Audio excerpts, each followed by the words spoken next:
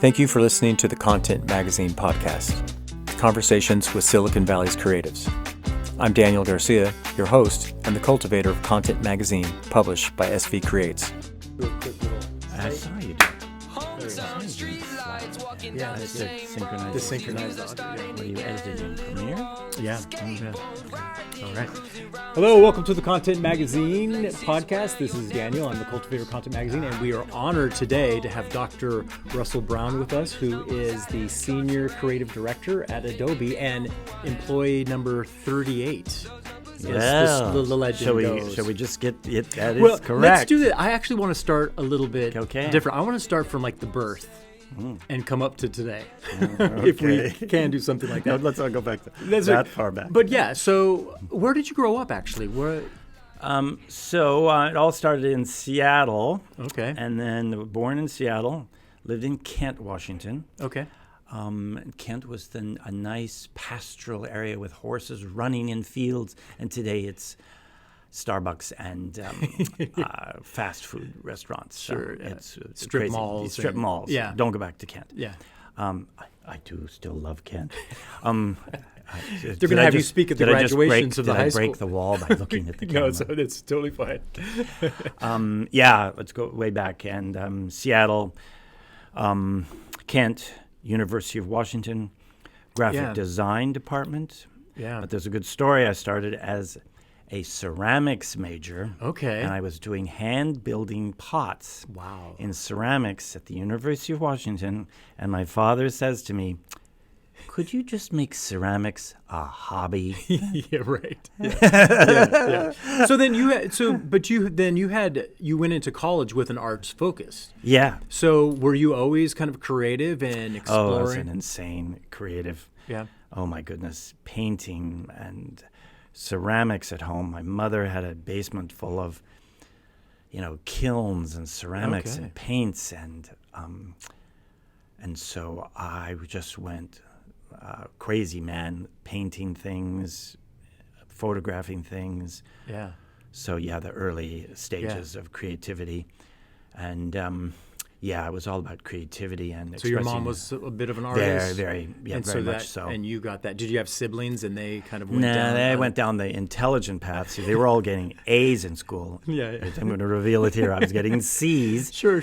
And school, what did that? Well, that wasn't interesting. Much more interesting to build something at home or construct something. Yeah. Photograph something, paint something. Yeah. Draw something. Yeah. You know that. You've heard this story before. That's cool, though. And you feel like, okay, I'm going to be the total failure. That guy who in class, who was the smartest guy in the physics class. Remember that guy? And I thought, well, I'm going to be a failure. These people are going to be total success. Well, look at what happened. Yeah. I think there could be a career in creativity. My philosophy, my theory is, if you're super creative, people will come find you for your skills. Yeah. And creativity is something that you're born with, and sure, I think we can develop it, but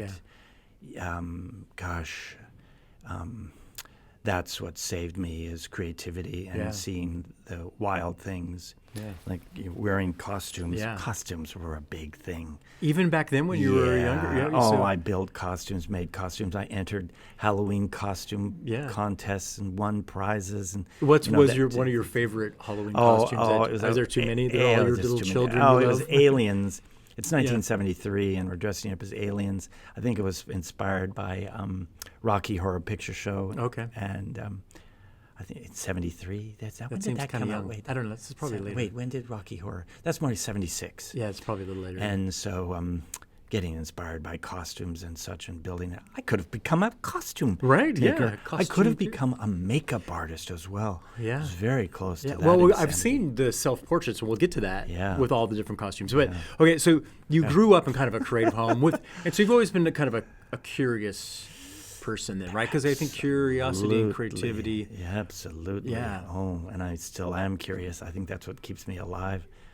I just and what's deadly is social media is just grabbing me. Let's just get to it. I was let's just tell the audience now that he's born in 1955. Okay. Do the math. Okay. I'm an old guy, but along comes social media, and it just feeds this addiction disorder I have, because I posted an image this morning. How much doing? I saw it. Who's looking at it? What are they doing? Are they watching it? Yeah. How many people like it? It was a shot with Jack Atherton standing on the rock. Do you know Jack? No, I don't. But I saw the post and I was like, it was incredible. So these incredible artists whose physique goes for 10,000 miles, and put them on a ladder in the middle of the desert and replace the ladder with a rock. Yeah.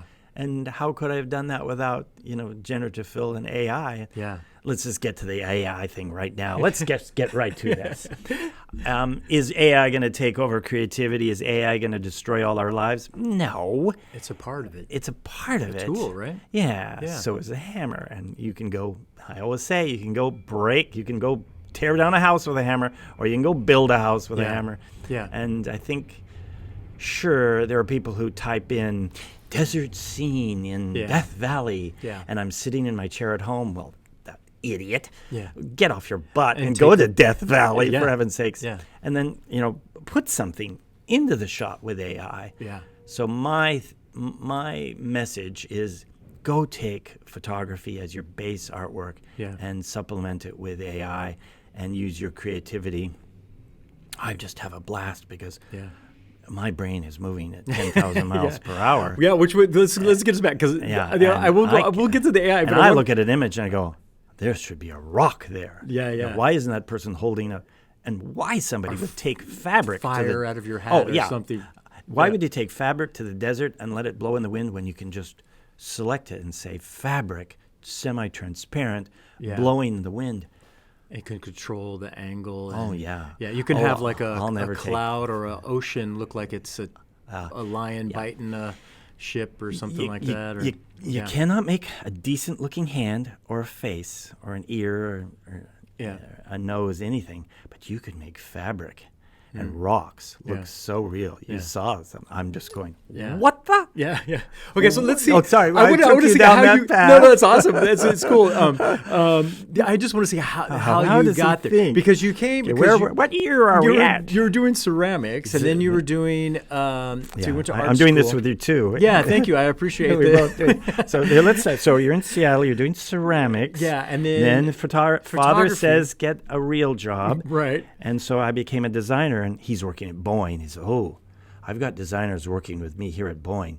Yeah. Okay, you can go in that direction. But was he thinking graphic design, or was he thinking more like industrial design? Yeah, he was thinking someone who can sketch an airplane. Right. Because those people have value. Yeah.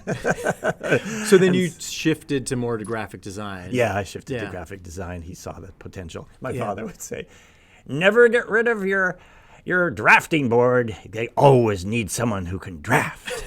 That's a great line. Are you pretty good? Can you freehand? Can you freehand draw? No, not anymore. Yeah. But so then you started to do graphic design, and then you ended up in, is it Parsons? You went to Parsons? No. So at University of Washington, you get a full degree at BFA at the University of Washington. Then you see someone's portfolio from Art Center College of Design. Okay. So it's 1970. No. It's 1979, and you see somebody's portfolio, and so you go back to school again and get a second BFA all over again at Art Center, and you make a portfolio that is worthy, and you learn the ins and outs of design. Here, you got me going this. Yeah. And so now we're at Art Center College of Design, and we graduate in 1982 at Art Center with a BFA in packaging and filmmaking and photography. Yeah, that's I couldn't decide. Yeah. And you just have to get into all of them. And so then you take your portfolio and you pitch it out to different companies, and you landed at Atari, was it? Is that what you were saying? First time in San Francisco at a small packaging firm. Then I went to Landor and Associates on board an old ferry boat on the bay in San Francisco. And you worked on the boat? On the ferry boat. So right. Do you get seasick, or you? Well, you can. Yeah. You can. You're rocking all day long. You get used to it. Yeah, you get your sea legs or land legs. really good experience there, working with a group of people, putting out a package. I was in the industrial design section. I was doing graphics for AM, PM to get this new thing on the block. AM, PM markets. Yeah. So we were branding that. Yeah. Pretty crazy. Yeah. Learned about that. Then moved on to Atari. So it's 1984, and we're doing Pac-Man, Joust, graphics and packaging, manuals. 1984. Atari closes down. What are you going to do next? They had their first computer was there at Atari. It was called a Krememco computer. It had 16 colors. Oh, wow. And the cubes were like 1 centimeter by 1 centimeter. And you could paint with these cubes. And there was a $20,000 computer. Wow. And you could paint 16 colors. And it sat in this room, and they would do graphics. They'd simulate Pac-Man graphics on a computer because then you could photograph them. Wow, what a story. And so I'm hanging around in the shut down Atari buildings. They were closed down, and I'm sneaking in because I know the guard, and I'm playing with this computer. Okay. And then my wife at the time says, shouldn't you get a job? And so it says, because I got something over here at Apple. My wife's working over at Apple, and she and I go over there, and there's a laser writer. We're moving in history. We were how long do we have? So now we're at the laser writer. It's 1984.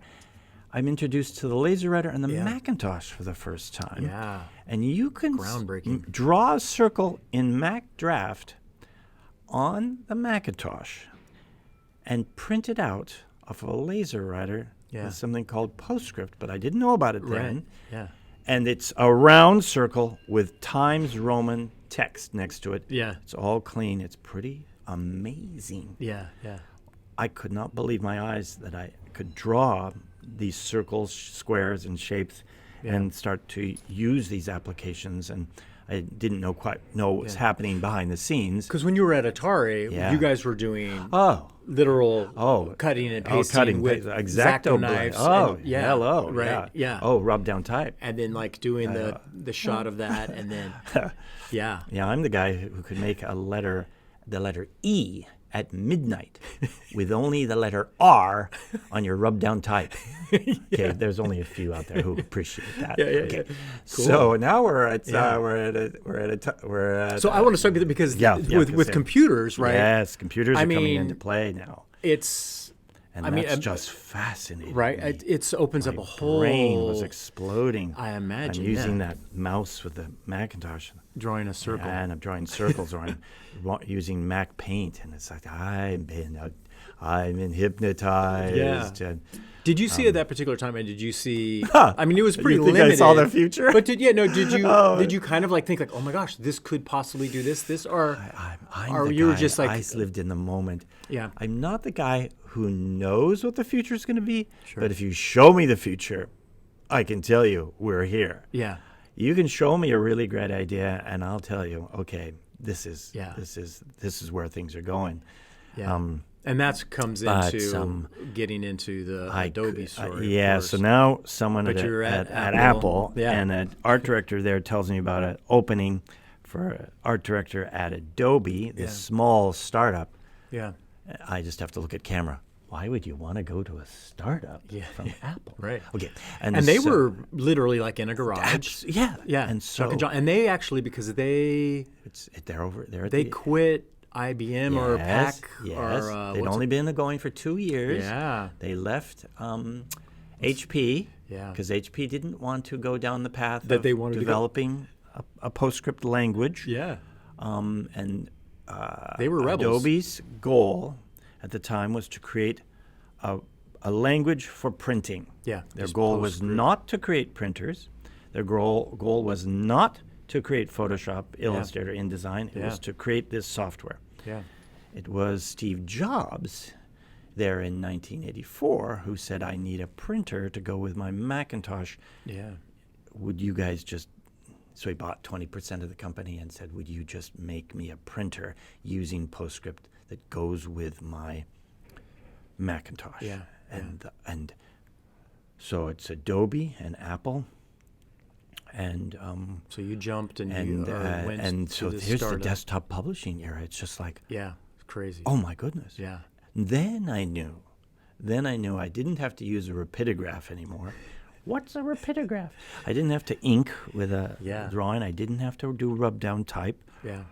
Because now I had the Macintosh where we could set the type, printed on a linotype machine, which had the resolution, just perfectly. And the linotype would come out on a piece of paper.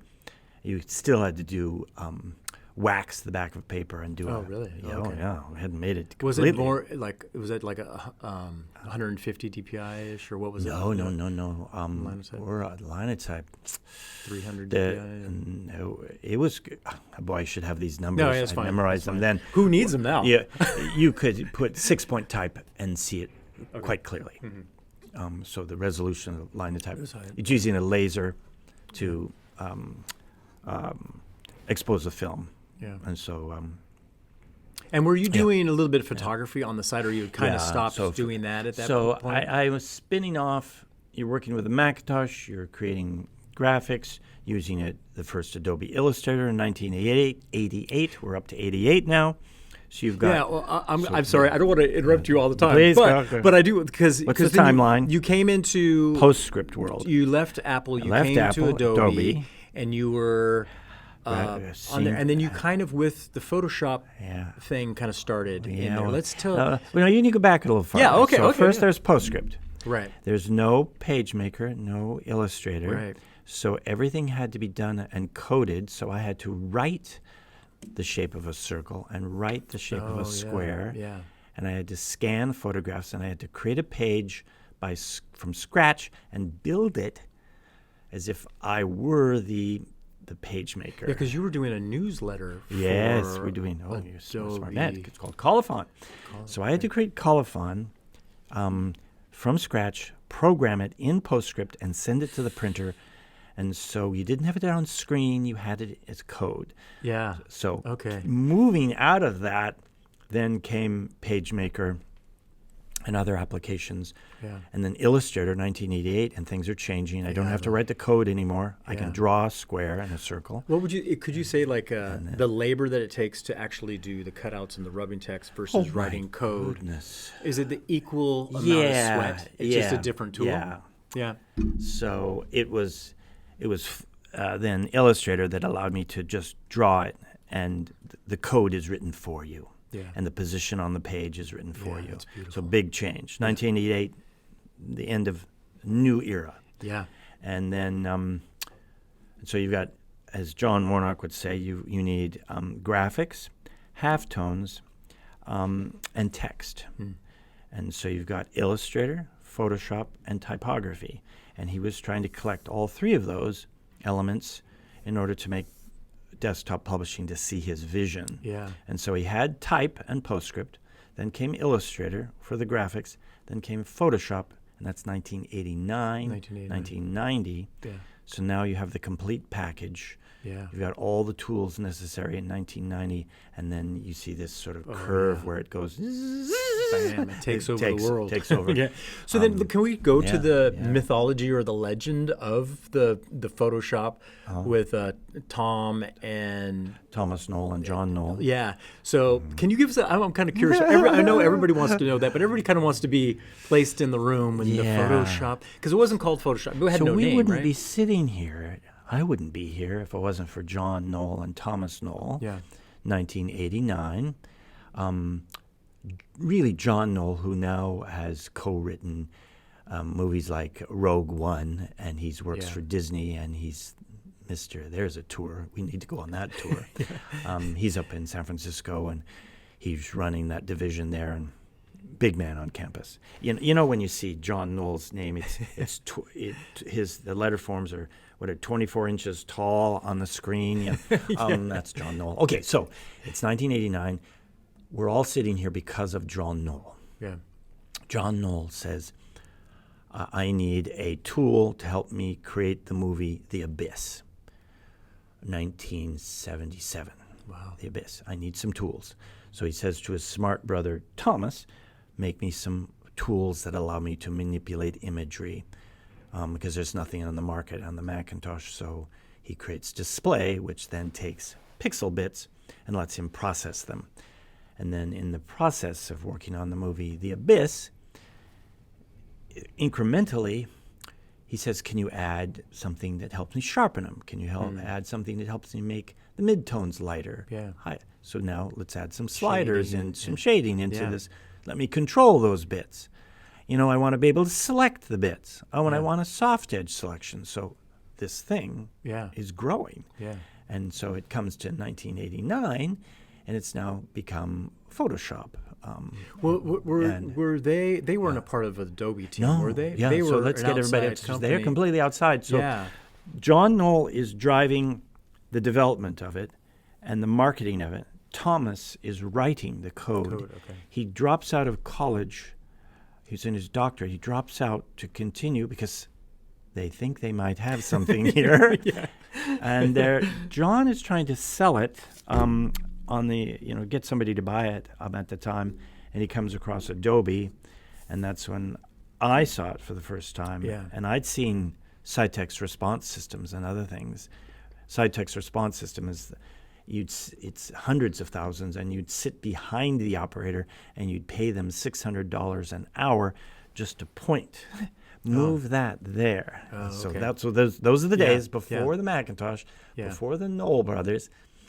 You got Photoshop, and John Knoll walks into Adobe, and I was asked to watch his demo. Yeah.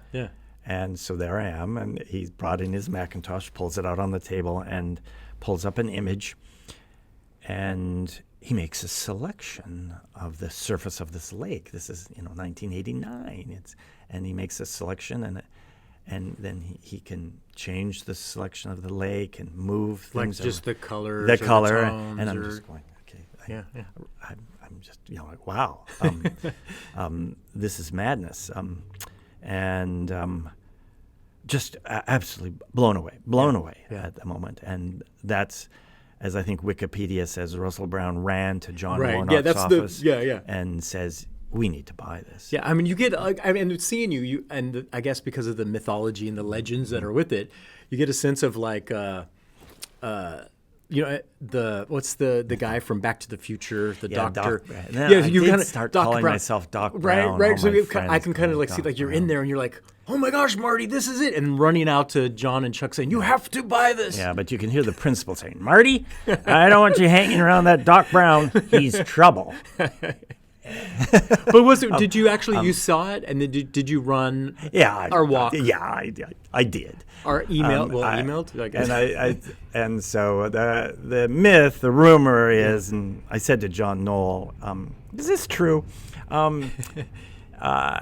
Did they decide that they were going to buy it because I went to John Warnock?"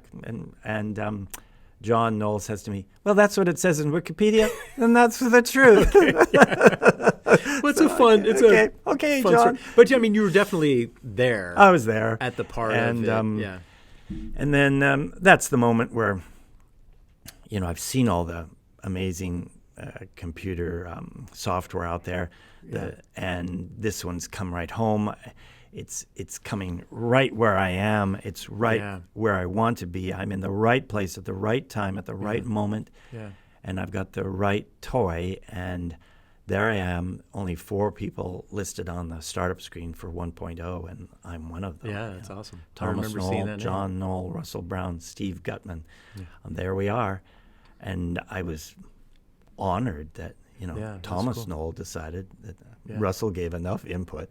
Do you think that because you're kind of photo influence of Jerry Earlsman, do you think that made you way more receptive to the idea of Photoshop because of photo manipulation and what he does? I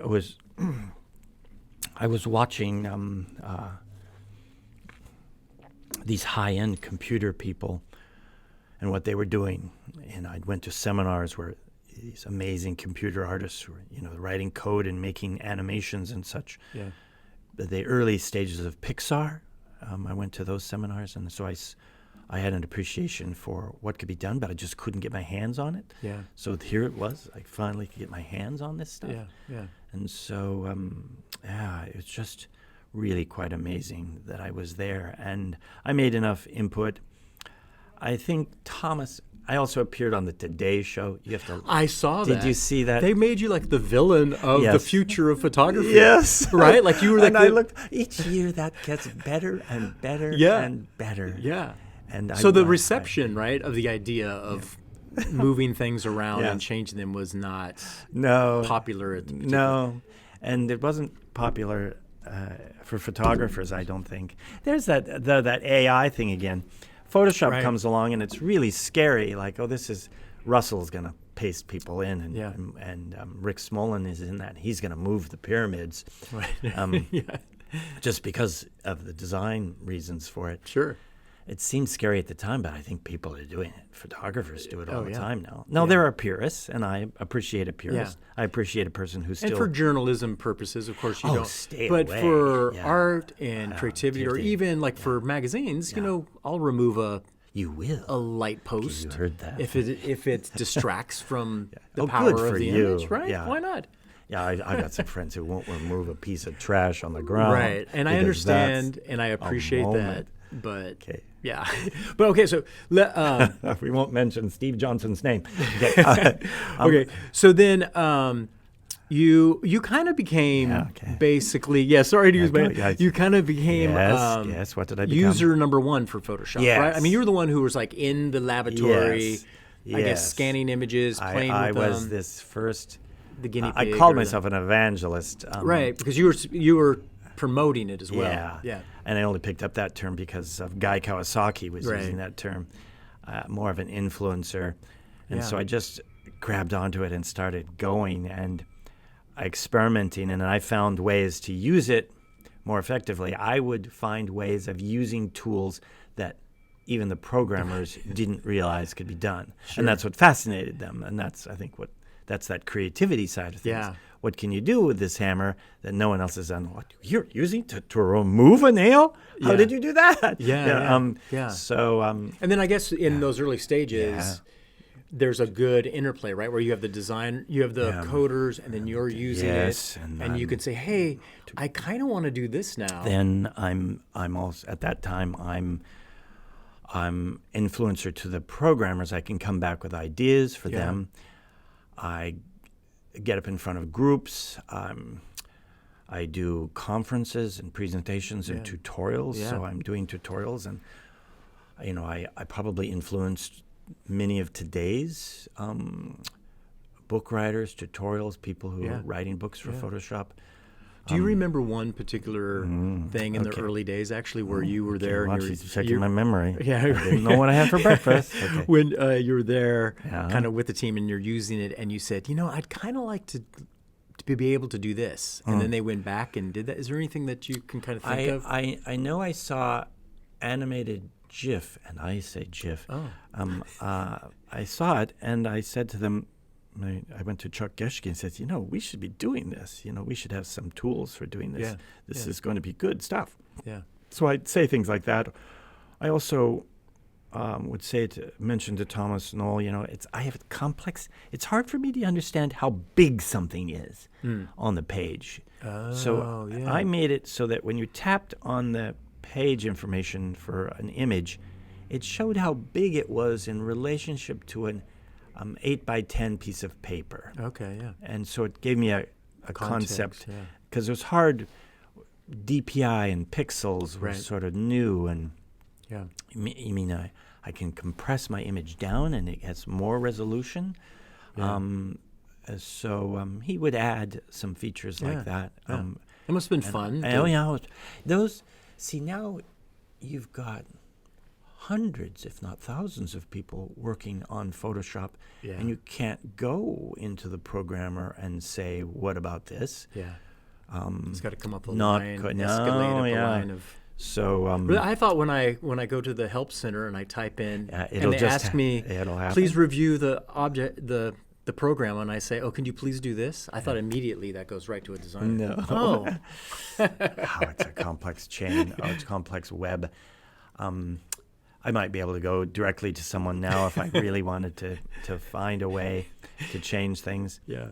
But everybody's got their job now, and their job is to create their baby and put their baby in the clothes they want. And sometimes if I come along and say, well, your baby should be wearing blue, well, that can throw them off. And the ship is already going down red. Yeah. So So where are we? You were user number one. User one using it. I'm giving demos. And then somewhere along the line, because at that particular time, I imagine for even like your camera, you're using either a film camera or... I'm film. No, I'm switched over to digital. You already switched over to digital. And I tried every analog digital camera that came out. Oh, goodness, I got them all. Yeah. And then gradually more and more cameras came out. Kodak came out with a camera where you had to wear a backpack with it. And then it got smaller and smaller. Nikon came out with their first cameras. The resolution was still a little low. Yeah. The photographers were still waiting for the moment. Yeah. The resolution caught up to us. And meanwhile, I hadn't switched yet. That's happening on the technology side. You're running around the world, pitching Photoshop, becoming the villain of the future. I'm giving seminars and presentations to graphic designers. Could I ask you real quick, with that? I mean, had you done, like before your TED Talk and all those kinds of things, had you done presentations, and how comfortable do you think you were? I was not comfortable until I learned to get the audience to laugh. Oh, sure. I gave the most boring slideshows about PostScript in the early days. Yeah. And then we started to get photo manipulations, 89, 90, and I combined Illustrator and Photoshop together, and I can make myself in the demo. You got the Leaning Tower of Pisa, and I can take myself and I can move myself or straighten up the tower in a demo, and the audience laughed. And I go, wow, the audience just laughed. Well, I really wanted to be an actor and a comedian, and so this was my opportunity. So I just turned into it, wear costumes, do comedy acts on stage. And so I just turned my shows into comedy shows, and there was a one point where you just can't. Is it education, entertainment, or comedy? And I got to a point at Macworld in San Francisco. You've got 2,000 people in the audience, and you think you're just Mr. Comedian, and you're coming out with. I can't. I'm just. But you're still giving. I shake my head that what I would do on that stage. There was a. You were young. You were young. Was that the jump the shark? You jump the shark, and then you go, whoa, hold back, wait, that's too far. You're not a comedian, Russ. Let's get the information out. Yeah. With realization, but But so do you say then you felt like? I imagine like getting a platform like that in front of 2,000 people. Yeah. You do kind of lose yourself in a way, right? You start to get too big for your britches-ish in a way or something? I mean, would you say? It's the first 5 minutes you're nervous, but then you're just going. Yeah. And you're telling them things they want to hear about Photoshop and how to use it and how to make it faster, how to make it better, how to make a selection. Yeah. Would you think, though, that the guy who graduated and went off to Washington would be standing in front of you? Like, that was not your personality? No, I'm an introverted extrovert. Oh, yeah. Which I discovered. Yeah. I'm quite the introvert. You find me at a party, I'm just, where's in the Russ? corner. But then once they gave you a mic. If you give me a mic, or tell me I have to give a toast to someone, or I have to talk about someone or get on stage, and that's what I'm off to Adobe Max to Les Cirque Galactique. Yeah, I'm excited. I want to talk about that too, but let's. And that's why you have to put on your outfit and you get on stage and you do your performance, and then where did Russ go? Where did Russ go? The mini incarnations. Yeah, he's out of there. He's Russell on stage. Brown. He's off stage. So that's something you kind of discovered. Everybody should learn how to give presentation in front of 2,000 people. And Chuck Geschgediger, invoke his name. Chuck says you just have to get the audience to laugh 3 times and you're successful. Yeah. So make that connection. Make a connection, get them going. Well, you seem like you're a pretty energetic. Yeah, person. even Is that a word that people use for you a little bit? Yeah, very hyper. Hyper. Okay, I am hyper. I do not sit still. What would your family? Hyper. Hyper. Yeah. Okay, so not energetic. Hyper. Hyper. I don't know. Is hyper considered? Is that a little derogatory versus energetic? Energetic. I don't know. I don't sit still. I could never. If I walked into a presentation that I was giving, I'd probably walk out because it was too much, too boring. Yeah. But I love it too. Even your video, the logo that you have with your name in the yellow and the way that it looks, it even you saw some early videos. Yeah, it even kind of like Brown show. The Russell Brown show. Even like the logo even I think represents your kind of energy, which is kind of fun. I've known a lot of graphic designers. I've worked with a lot of designers. Oh, I have something to say about Nigel Holmes. You'll remind me. I've worked with a lot of really great designers, and they're ready to help me at any moment. And so, I wasn't the world's best designer, no, but I hired a lot of really great designers. And worked with Kim Brown and such. Did you ever work with Luann Seymour? No. A good friend of Kim's. Yeah. So I hired in these people and brought in really good people into Adobe. So would you say even that's the kind of thing? So because you were brought in as an art director, right? Or as a graphic designer? Art director. Looking for an art director. So that's a different kind of role than necessarily being the hands. Big move for me. Yeah. I was jumping up. Were you kind of scared at that time? I sort of felt like, I'm going too far. Was I good enough? Yeah, sure. I wasn't the world's best designer, but I got through it until I found some people who were very good, and I hired them in. Yeah. And I became more of that art director. What would you say then? I mean, people always talk about that, like, to know your kind of strengths and hire to your weaknesses and all that kind of stuff. Yeah. Would you say that you intentionally did something like that, or you just naturally? Naturally. And what would you say would be your strength, and what would you say would be your strength is working with people, friendly, courteous, kind, obedient, cheerful, thrifty, brave, clean, and reverent. I don't know about the reverent. Wow, you had a whole list of them. That's the Boy Scout motto. It's burned into my brain. Oh, okay. What was I going to say? Oh, I know I had to say something. I think my contribution, you need to know my contribution. I believe that now this is a bold statement. Okay. I believe I was helpful in getting the adoption of the Macintosh into the graphics world. Okay. I put on an event, an art director's invitational, back in the early days, the 88s and 90s. Yeah. And I brought together designers, and one in particular was Nigel Holmes out of the Time magazine. Nigel's doing infographics in Time magazine the hard way. Yeah. Rubylith, amberlith, cutting out, burning down. Yeah. And he comes to the event, and he discovers Adobe Illustrator. So this is 1988. I'm putting on this seminar. And he realizes that this is it. Yeah, this Illustrator. I can draw these. I can put in gradients. I can make graphics. I can do lines. I can quickly create this and then image it on this linotype machine and create all these graphics. And so he immediately goes back to Time magazine, might have been 89, and he goes in and he buys up all the Macintoshes and starts training people on the Macintosh, converting people who are doing pre-press. You've got people burning negatives and such. Their typesetters are learning how to use this.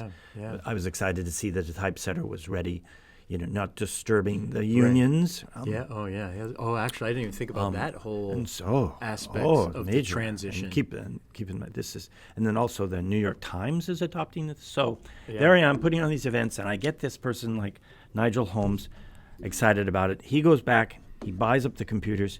He then becomes a speaker and another evangelist for desktop publishing, and gets other designers excited about the Macintosh as a design tool. Yeah. I'm just saying I believe that I started at, and sure, it might have happened, but I think I made it happen faster. Yeah, sure. The adoption of the Macintosh. Yeah. And Adobe software as a design tool. Yeah.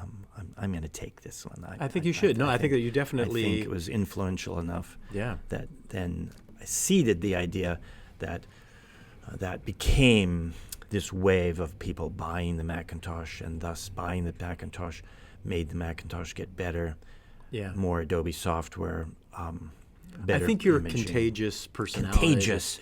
I am energetic, contagious, hyper. Hyper. I think was probably right. Was like just at the right time in history. Oh, goodness, I'm at the right time. Right. That was kind of cool. Wow. Wonderful. That's just, So then let's go to this kind of. Where are we? You're an art director. Okay, you're evangelizing. What year is it? I don't even know. It's You're Photoshop evangelizing Photoshop. Yes, You're okay. influencing and teaching and doing talks and. But then somehow the design part of it, I pushed off you've to Kim Brown, who came over to Adobe, right? Because Kim's doing it. So and you're kind of take care of this. I need to go off and talk to a group of people and have them laugh at me. Yeah. How did that? I mean, was that just a thing that, like, I mean, I don't know, Chuck and John very well at all. Didn't know them that much, but it seems like they kind of understood of like let people do in the early days. It's a strange one. Yeah. How was it? What would it be like John wrangling Warnock you if I was a boss? I was the water that searched for cracks in the facade. Oh, that's a nice compliment. I like that. I don't know what that. Yeah, that's what it was. I guess. I was looking to fill in these missing parts. Yeah. And so I took that in a positive way. Yeah. Okay. Yeah. My amount of freedom is crazy. Yeah. It's absolutely crazy. Awesome. Yeah. They say, Russ, when you retire, who will take your job? There's not a job. Yeah. And I remember another line from John Warnock. Yeah. What's Russell Brown doing? It doesn't matter what he's doing. Nice. He can do anything he wants to do. That's a good place to be. Wow. So I'm blessed. I'm absolutely blessed. But in this blessing, you got to do something. You got to show up. You got to bring the goods. Yeah.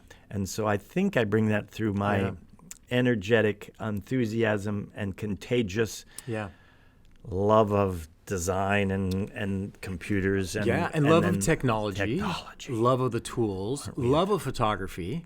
Right now, let's get into photography. Let's get into this mobile obsession that you have. You what was it 2007 that the iPhone came out? Something along those lines, yeah. So there it is in its glass case at Macworld, and were you there? Did you see that? No. Okay, no. so I'm walking around the glass case. There it sits. You can't touch it. You can see it from a distance. I don't think it was quite ready yet, and it takes photos. Yeah, it takes photos, and wow, it takes photos right in. Okay, this is the end of the point and shoot cameras. Yeah, right. The phones are talking to take photos. You can share the photos. You can put the photos into an email. Yeah. You can do some basic editing on them. Yeah. You can start to bring those into the desktop. So that's when it hit me, and I got the first iPhone, and I'm off running, taking pictures. But it wasn't until the iPhone in combination with Lightroom that it really kicked off and became a photographer again. Okay. Because then I could immediately take the photo, have it on my phone, edit it on the phone, share it. Yeah. So that's fairly recent, though. Yeah. Like for Lightroom on the phone. Lightroom is 10 years ago. 10 years? Oh, is it 10 years already? Yeah, it's been 10 years. Wow. We're aging. Lightroom on the phone, 10 years old. I went to the office in Germany, the Hamburg office, and was celebrating the 10-year anniversary with the group with photography with an iPhone into Lightroom. Yeah. So I'm back in the darkroom. It's 1973. I'm pretending that I'm Jerry Yulesman in 73. Yeah. So you were doing photo collage. Back in that way. Yeah. So it's already in there, right? Let's turn the lights on and see what happens. Yeah. So the collage is already there. Built in and zip forward to the iPhone and Photoshop and Lightroom. And I know the final ingredient. What is the catalyst to push you over the edge? It's social media. Okay, all right. As I said earlier, I'm addicted. I take the photo, I share the photo, and people love me, okay? What a drug. It's a terrible drug. It truly is a drug. But I think from a creative point of view, Julianne Cost, who's quite an amazing Lightroom expert at Adobe, she says, Russ, are you posting things to get likes, or are you posting them for yourself? I'm getting likes. Because it's the instant feedback. When, as an artist, photographer, designer, if you had the ability to know if something hits. Something hits. Yeah. And I am going, I don't know if you look at my stuff, but I am going off the charts. I want to shake people up, make them, it's not going to be a boring shot, another shot of the,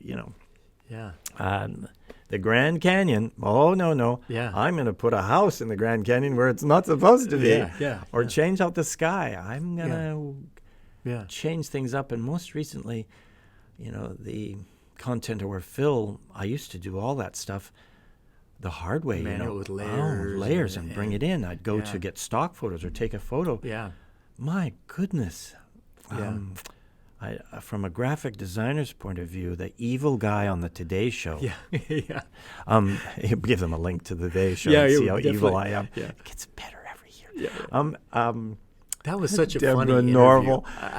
Deborah Norval. She just totally out of it at the time. She didn't realize what we were doing or what was going on. Yeah, and it kind of interesting. We're just to take a little tangent to that because you were sitting there and you were sitting there very respectfully. Yeah, like you didn't fight back. You didn't say anything. No, I was a deer in the headlights. Yeah, I can imagine. So but whoever those other people were, I don't even know. You got Rick Smolin, who did the Day in the Life books, and then they were like so mad. The gentleman's name, who's going to go blank. Now I'm in trouble.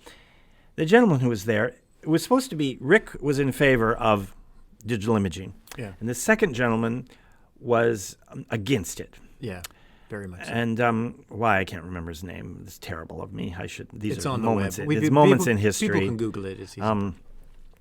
He was there to battle back with Rick, and I was there, the demo guy. Yeah. By the way, the technology to get my image up onto the screen was outrageous. It was looked like a transformer from space. Yeah. It was some unit this big that changed it into an analog signal, a digital signal, and sent it off to NBC at the time.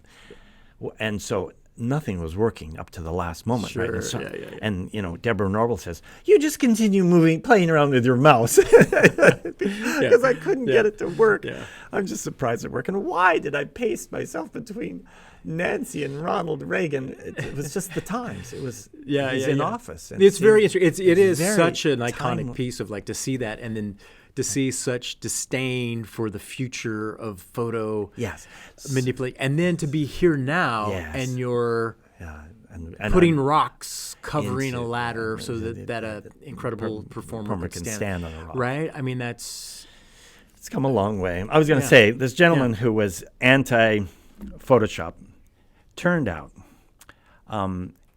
He turned around, became a lover of Photoshop, and started teaching Photoshop classes and writing books. There you go. You have definitely been an evangelist of Photoshop then. It's just so funny. You have a convert. And I think it's the end of the world until I start making money from it.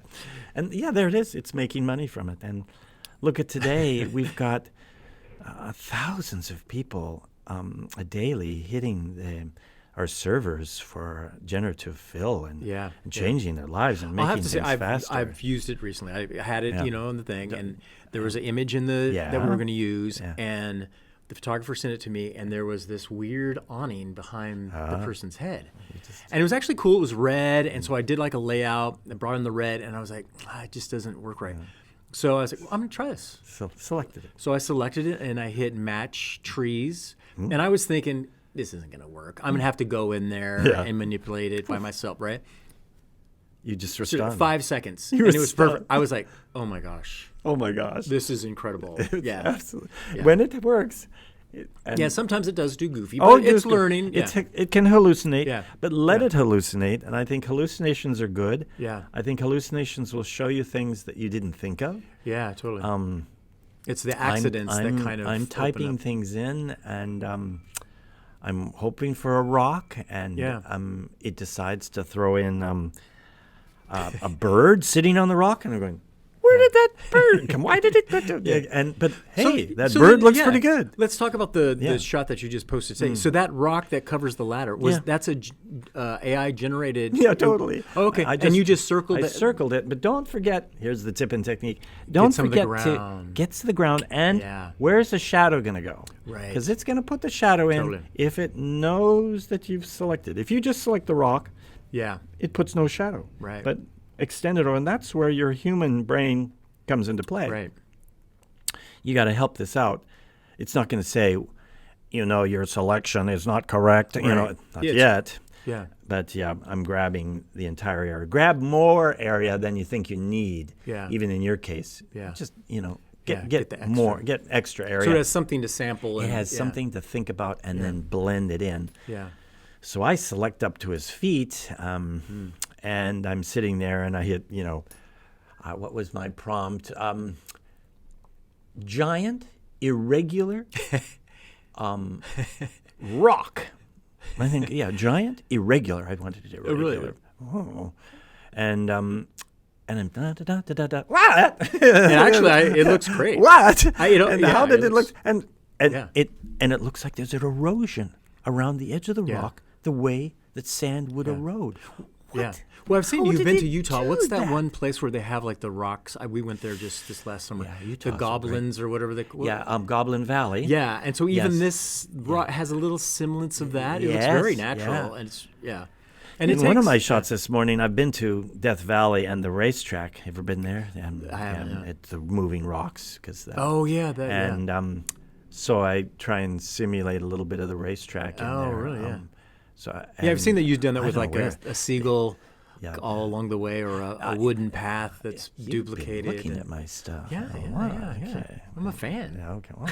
Well, I've checked out your work. It's all about. Let's talk about portraits. Yeah, I want to talk about your self-portraits in COVID. It's all about and your crazy that brings in your outfits and your whipped cream bottles and Greg Gorman and simulating Greg Gorman. Yeah, let's talk about a wonderful thing. So because you're not necessarily only I can get away with that because I know him so well. So you're a photographer, and so you started learning kind of studio lights, and then to let everybody know.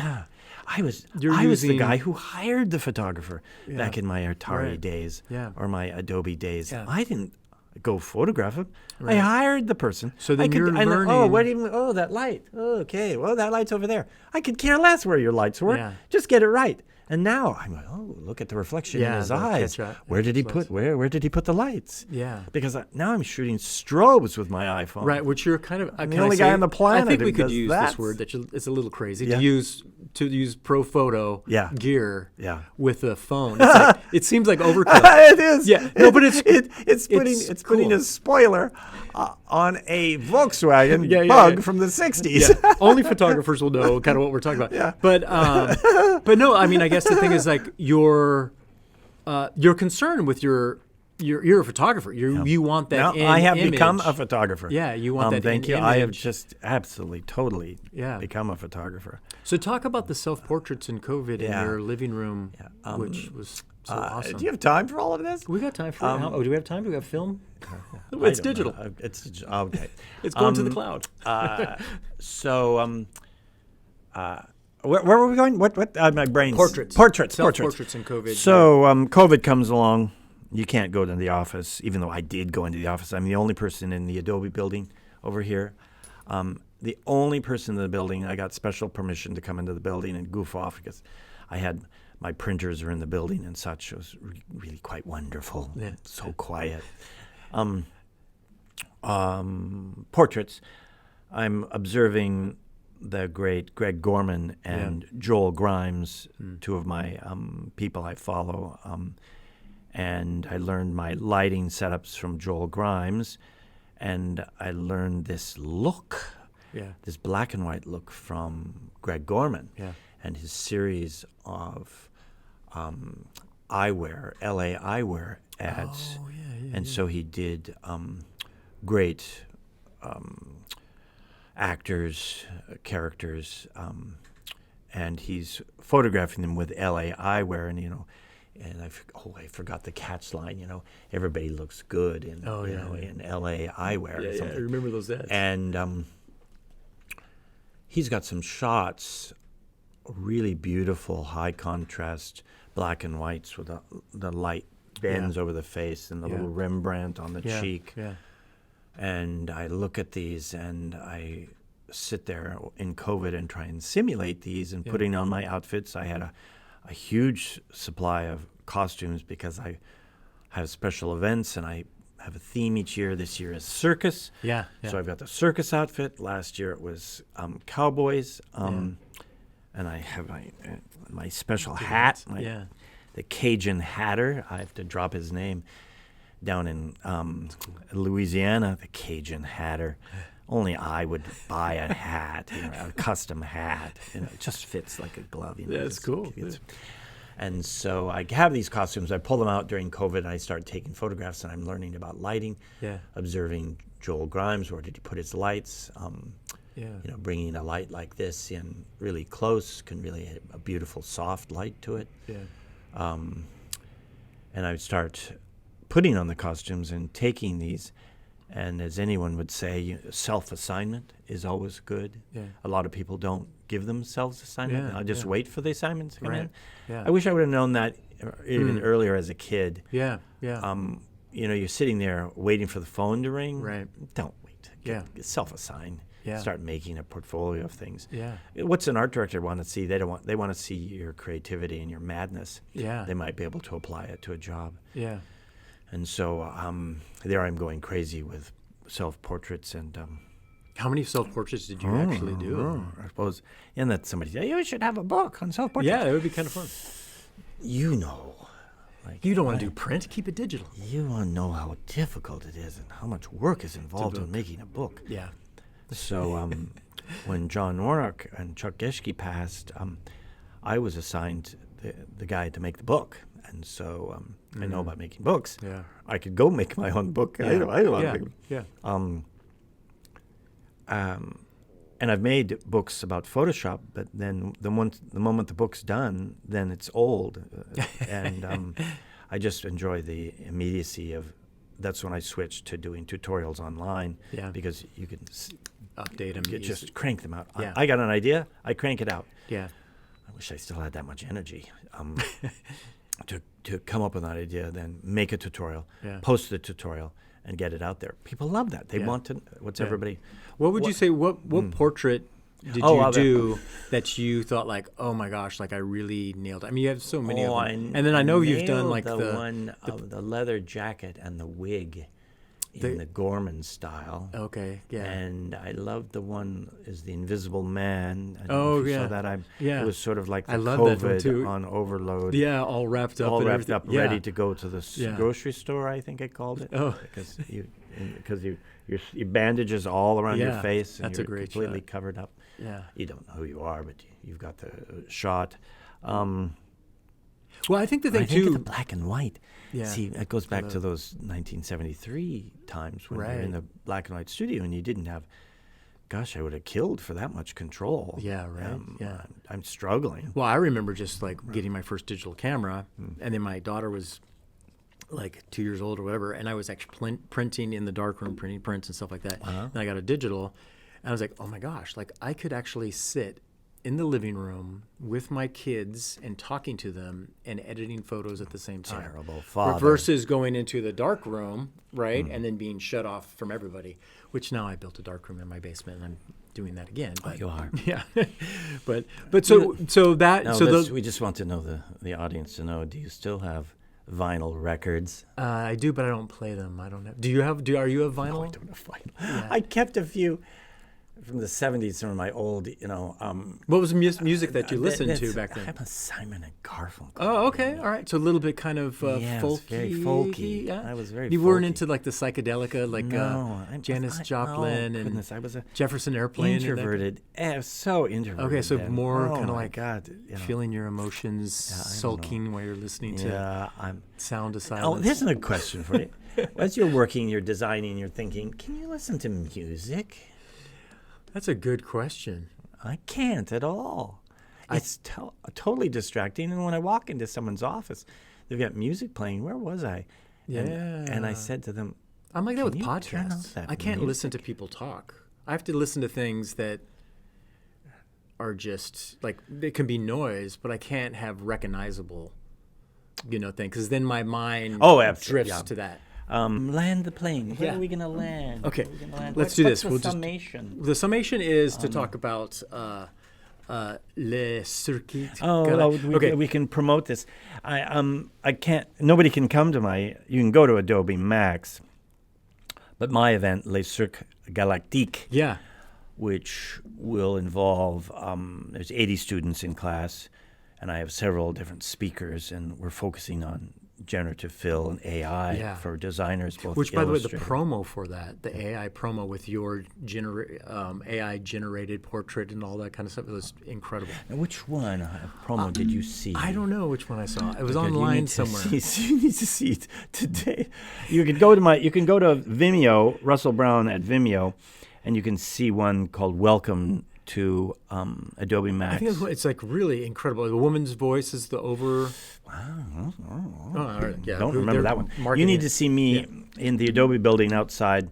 And I shot it in 360, which is sort of crazy. I didn't have a cameraman with me, so I set up a 360 camera so you can walk around anywhere you want. Oh, cool. And then you can redirect the camera in after you're done. So you can then move and have it look anywhere you want to. What's the term called? Reframing. Oh, okay. And so you can reframe it and shoot your video. So you've got to see that wacky one. What technology are you super excited about right now? Well, it's got to be AI for photography. Sure, That would be... Any certain aspect of... I'm intrigued. What I want to see happen, and in my lifetime I hope it happens, I want to take that blurry photo. I want to enhance. I want to take my iPhone images, low resolution, and then through a miracle, it becomes high resolution. Sure. And it puts in the detail that wasn't there. Yeah. You can shoot low resolution, but create high resolution from it. Yeah. And sharpen it up. I think it's coming really fast. So something that even was accidentally out of focus, you could bring in. Apple. That's already being done. Yeah. But will Apple go down that path? Will Adobe go down that path? I mean, it seems like they would do it too, right? Yeah, it's already in. There's a feature in Photoshop. Yeah. If it's not a feature, it will be by October. Yeah. You first build the generative fill area. I put in the rock, and then you can click a button to enhance what you've already built. It will pass it through again and sharpen it up. Because it only sends a 1024 by 1024 image. It sends that up to the cloud. Yeah. It processes that, and it sends back at 1024. And if you've made it 2000 by 2000, it has to stretch that 1024. So it's the stretching process that leaves the softness to it. And so I think it's only a matter of time, just like resolution on our phones and resolution on our cameras. It's only a matter of time before you can have full resolution renderings. So what would you say money for you? Would you? Wait. Do you have? What is the? Do you have? Don't ask me what the future is. No, I don't. But do you have like a guiding philosophy for your life? What would you say that you kind of like? Go everywhere, do everything. Live for today. Yeah. I try as much as I can without getting into trouble with my wife. I tend to like to go. Yeah. And travel. Yeah. And she's at home. She's an artist and working on her projects. Not to mention the fact that she's in the show that you are going to be curating. I won't say her name. Okay. Yeah. So she's print media print artist. Awesome. Yeah. Cool. And she's entering shows, and I'm helping her. We put up a show there at the Los Altos Art in the Park. Oh yeah. I can still put the booth together and put up her artwork, and sit there and sell. Awesome. So that's cool. Yeah, so she's at home working in the garage, and you're doing traveling her around the printmaking, world, doing Cirque Galactica. And so it's a little bit dangerous. What is it? Do you have any? Are you a reader or anything like? What's kind of like your what gives you kind of like your inspiration? And well, you're gonna hate this. Okay, no, I'm good. not a reader. Okay, that's fine. I'm a watcher. I'm a little bit. I'm thinking of Peter Sellers and Being There. Oh, okay, yeah, that's a little bit of an idiot savant. That's an interesting. I am. So I pick up from movies, television, social media. Yeah. I just see an idea, and then I wake up at 3 a.m. and I'm sitting there mulling and spinning, and then I'm up at 5 to go finish it up and resolve it. Yeah. Do you have a concept first and then you go shoot, or do you kind of have a general? Like in this last shoot in the desert, I had the concept of getting this raw footage of these performers on the desert, which was surreal in its sense already. Yeah. You know, a guy standing on a ladder. Yeah. Because not many people would stand up on top of a ladder like that, and they're comfortable with it. Yeah. You know. Well, I saw the other one too, where you had the person walking up the ladder with the woman was like on his head or something like that. Like crazy. Yeah, it's crazy. Yeah. So I have that. I saw those doing their performances, and I would do sketches in Photoshop, and I'd use AI.